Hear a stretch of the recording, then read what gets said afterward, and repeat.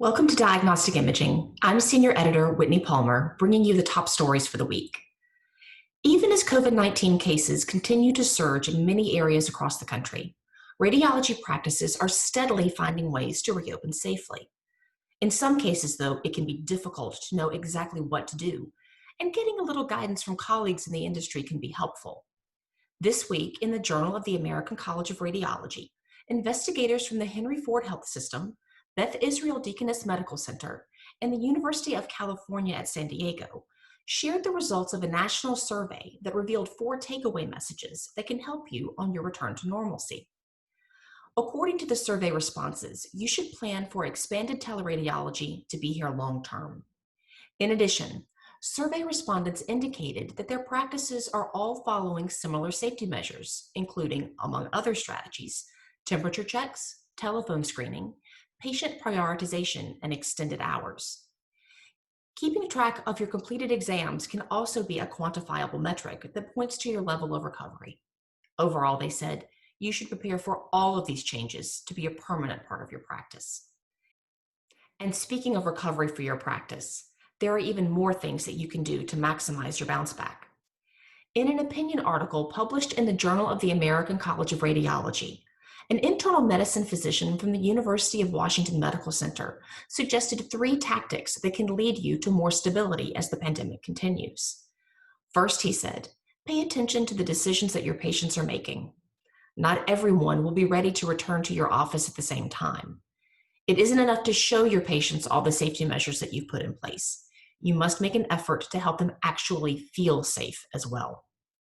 Second, there is a chance that your patient's insurance coverage is changing, which could lead to a change in your payer mix. If that's the case, investigate new strategies that could help you fulfill patient needs within their new benefit plans. And lastly, the dip in patient volume has highlighted the pitfalls of the fee-for-service payment model.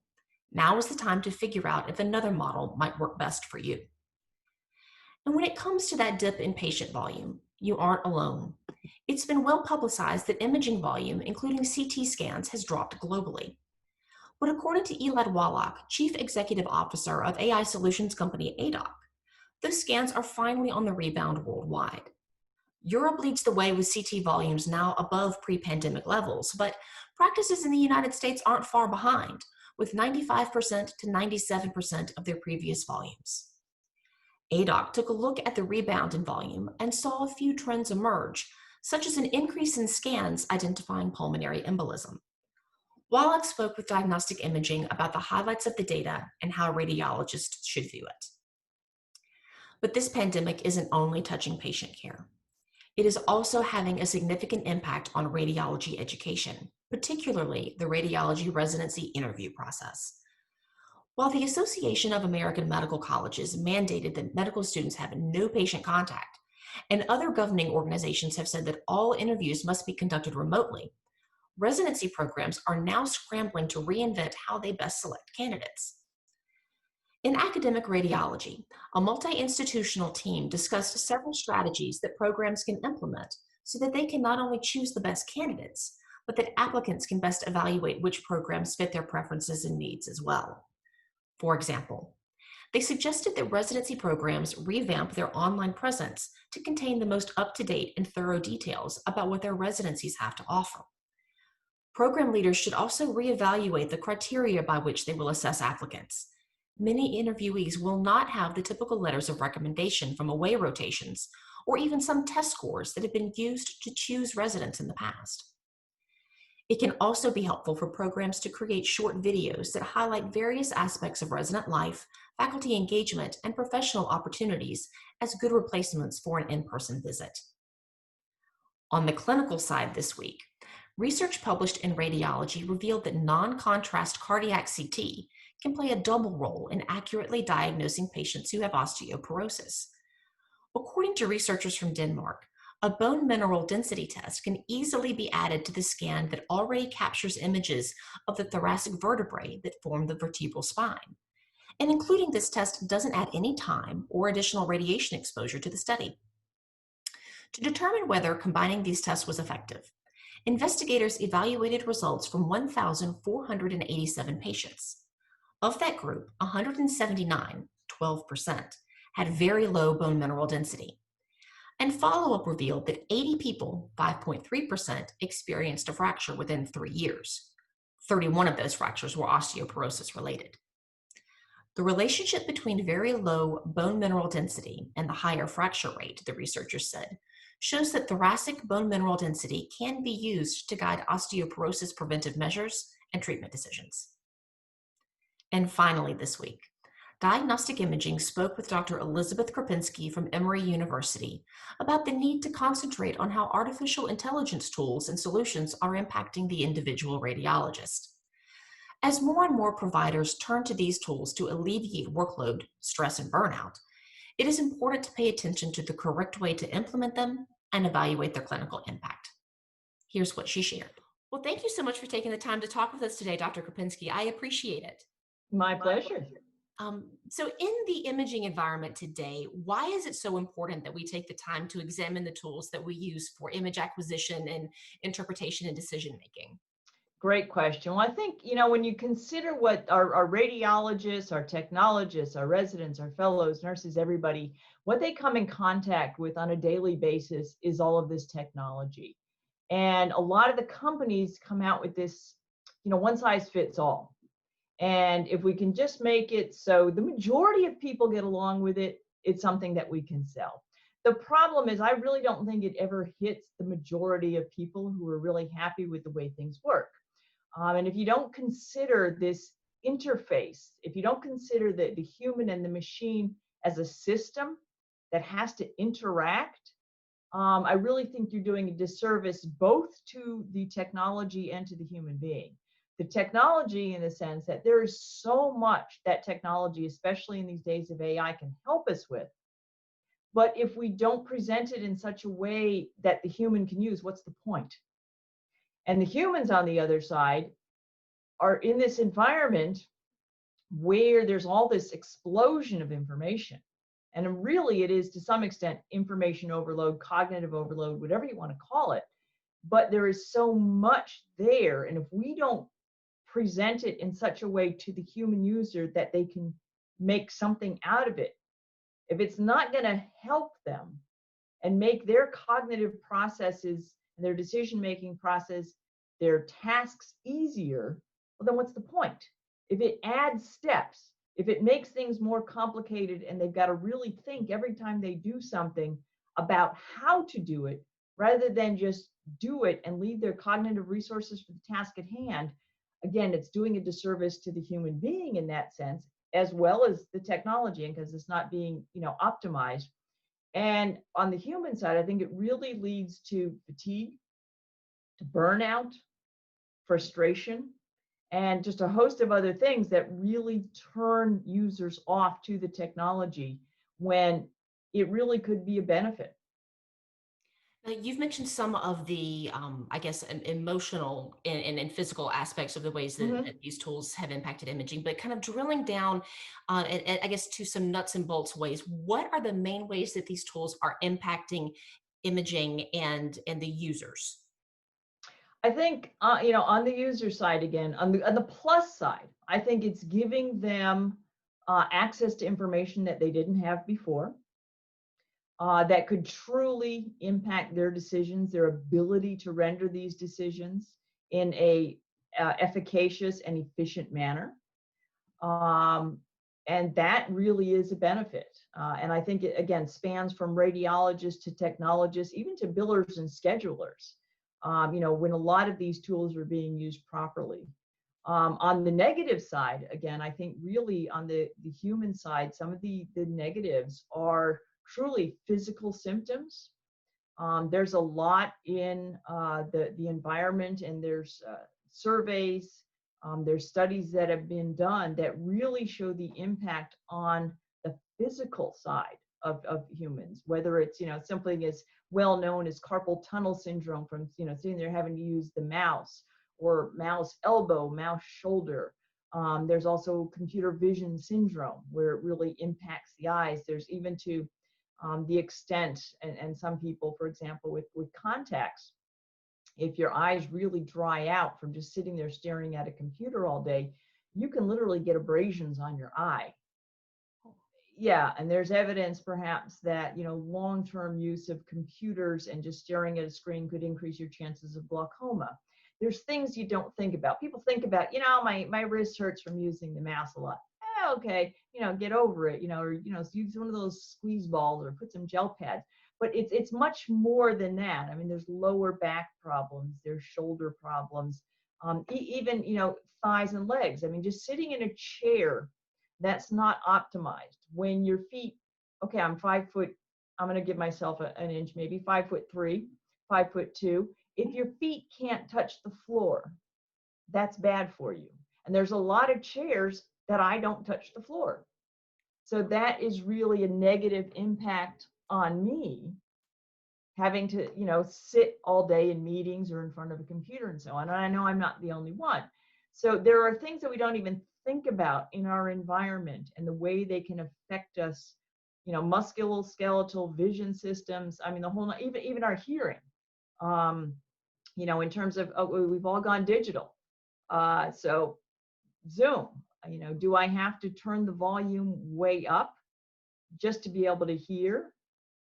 Different people on either side have different quality of microphones and stuff. So some people I might have to turn the volume up. Some people I might have to turn the volume down. There's just all sorts of things that we never think of on how the technology literally impacts us physically. So, given that these tools are intended, or at least the main goal behind them is to be beneficial, and they Mm-hmm. clearly have a significant impact, um, how do you assess the quality? What do you need to do to see if one is actually doing what it's supposed to do in a Mm-hmm. proper way? Yeah, I think, you've got to separate out sort of its intent as a tool, and the intent on the most of these technologies is to somehow present or process images that are useful for diagnoses. So in that respect, I mean, there's observer performance studies. We can look at whether they actually do change the decision-making process. Do they change the recommendations that are made by the radiologist? Do they then eventually impact patient care in some sort of positive way? Those studies are classically done, and we do them. What's not done is a lot of, or very often, are how do these technologies impact fatigue? How do they impact the efficiency with which people do their interpretations, or whatever task it is they're doing? And there are a variety of ways that we can do efficiency studies. They're called time motion studies. And you can go in and watch people in the environment within which the task is completed. Watch what they do, how they do the tasks. How many clicks does it take of the mouse to get to a certain point where they can actually access useful information? How many monitors do they have to look at in order to look at the images, access the patient record, look at the pathology images, or down the line? So we really have to observe the natural environment. And there are a whole variety of actually well-validated human factors tools that can be used to assess that human-computer system as a whole. Right. So when it comes to those factors, then what do facilities potentially need to pay attention to make sure that they're getting that proper assessment, and maybe if they want to create their own strategy for determining quality, what are those things that they need to kind of keep top of mind? I think they have to, one, figure out who their users are, which isn't always taken into account. I mean, sometimes a lot of decisions are made by looking at the price. We can get 20 chairs for $50 each. Let's go with them, as opposed to the highly customized tailored chair where it's $100 per person or more. So I think, we really do have to stop considering things as a one size fits all, and really look at whether we need to tailor our environment to the individual users. And then you've got to decide, what does quality mean? And different circumstances. So, display monitors are one way of displaying information to the radiologist in particular. And there's a lot of, quality assessment we can do straight from the physics point of view. Is there adequate signal to noise ratio? Is the contrast ratio good and all that? We can also look at psychophysical properties. So again, how do we optimize displays, taking into account the human visual system? What are we capable of seeing in the first place? Where's that sweet spot in a sense? But in a sense of all the other technologies like chairs or even acquisition systems, ultrasound, how do we optimize our ultrasound devices? There's a lot of musculoskeletal considerations there as well.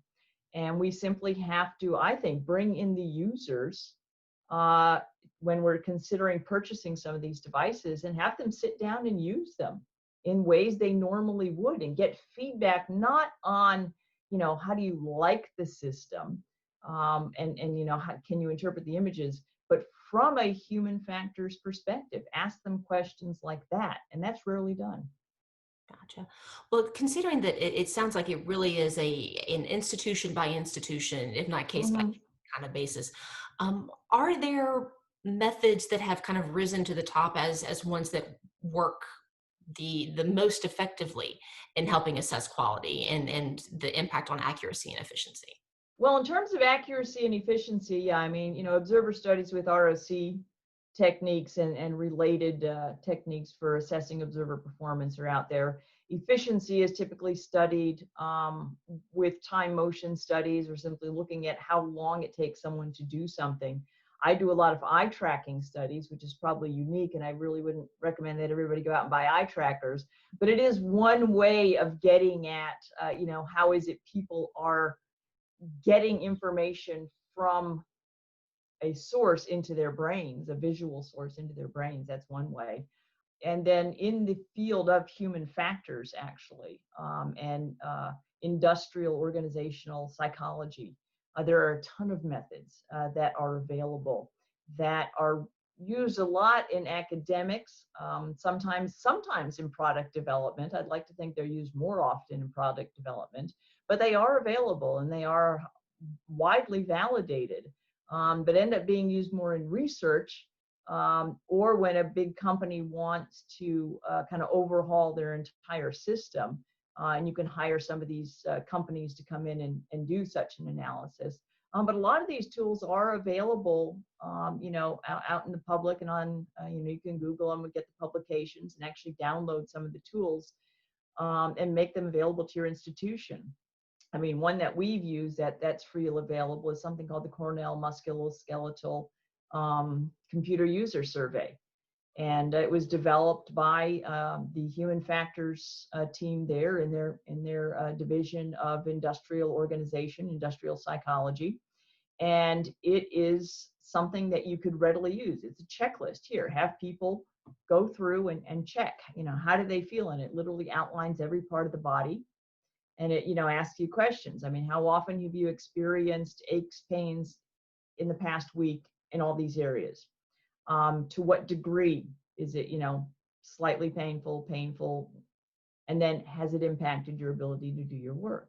So there are a lot of these tools that are readily available in simply, a lot of times, simply survey form that allow you to go out and collect the information and find out what it is that people are experiencing. And once you know what they're experiencing, then you can start to look at ways to intervene and develop tools and different technologies perhaps that can help them. So what are the biases that exist that can impact the assessment and the use of these AI tools? Well, in terms of the assessment, a lot of it is, the standard biases in terms of setting expectations. So any investigator approaching any study has biases. I mean, they want it to turn out a certain way. So there's expectation bias. But I was really talking about the biases more not in assessing the tools, but in the actual use of the tools.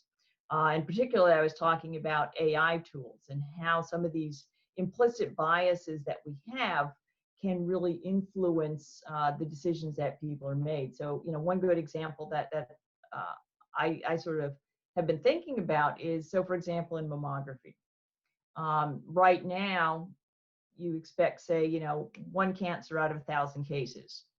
So a mammographer comes into the situation thinking, okay, one case out of 1,000. The majority of what I'm going to see is normal. So I'm looking for that relatively rare abnormality. And this is just in screening. Well, now AI comes along and triages out, say, even 50% of the cases as the computer is, 99.99% certain this is normal. Well, now all of a sudden the mammographer is faced with a very different situation in terms of expectations, sort of an anchoring bias, where now it's 1 out of 500 because half the cases are gone. Right? So now you really changed how they have to approach the situation. And their existing biases, if you want to call that, or cognitive framework for what they're doing is dramatically changed. So if now you're expecting something 1 out of 500 instead of 1 out of 1,000, or, as the algorithm gets better and better, now you're expecting more and more cancers in fewer cases. So you really change the nature of the task, and they've got to then change their decision criterion, because now they're being faced with far more cases that the probability is that they're abnormal. Now, does that change the overall decision-making process? Does it change their use of BI-RADS? All these things we don't really know. But this is some of the types of biases, or bias in terms of, like I said, expectations or just grounding. What would you expect? Do you have complete confidence in the AI system and therefore completely biased? Anytime the computer says this is it, you just go with it? Could potentially impact residents and fellows more than it would an experienced faculty member. But getting back to the question that about being in assessment, the big one there is the Hawthorne effect, which is when people are being studied and they know they're being studied, they do better. They're either more productive because somebody's watching over me, and so I'm going to really get at this task, but they're also more careful, right? Because they don't want to look bad, and so their performance is actually better perhaps than it would be in real life. So then are there ways, I guess, to not necessarily counteract, but take into account these biases or work around them in a way that might be, to the betterment of the use of these tools? Mm-hmm. Yeah, I think in a lot of the stuff that I've been talking about, which is the realm of human factors and really trying to look at people in their natural environment doing real life tasks, it can actually be a little easier than in the lab. In the lab, you've got somebody there for an hour, maybe 2 hours. It's just a whole study environment. People know they're being studied. It's an artificial set of cases and so on. But when you're looking at people in real life and you want to observe, so maybe for the first half hour, the Hawthorne effect might be there because they know they're being observed. Then after a while, it's like, God, I got to really do my job. And they just kind of forget about you in the background. And they don't realize, they forget about the fact that maybe they're being timed, they're being watched, they're being monitored and so on. And so you kind of ignore the first half hour or so of your data and then go with it after that. And you're less likely to have the confounds or biases simply because people just got to get on with their days. Well, then stepping back to, I guess, a 50,000 level perspective, what are some of the main takeaway points that you would want people to remember? Yeah, I think, probably two. One is that, we really do have to consider the radiology environment as a system that includes not only the technology, but the user. And I don't think you could separate the two of them. The technology is no good if you can't use a technology in a vacuum. You've got to have the user there, at least for now. And if you don't consider this system, this synergistic system, you're missing out. You cannot have a technology without the user. And to be perfectly honest, our users are useless without the various technologies. So you must look at it that way. And I think the second key takeaway point is we have to be actively engaged in this process. You can't expect someone else will take care of it and I'll benefit from it. Because I think every individual is so different perceptually, cognitively, how we react to different things in our environments, the displays, just everything.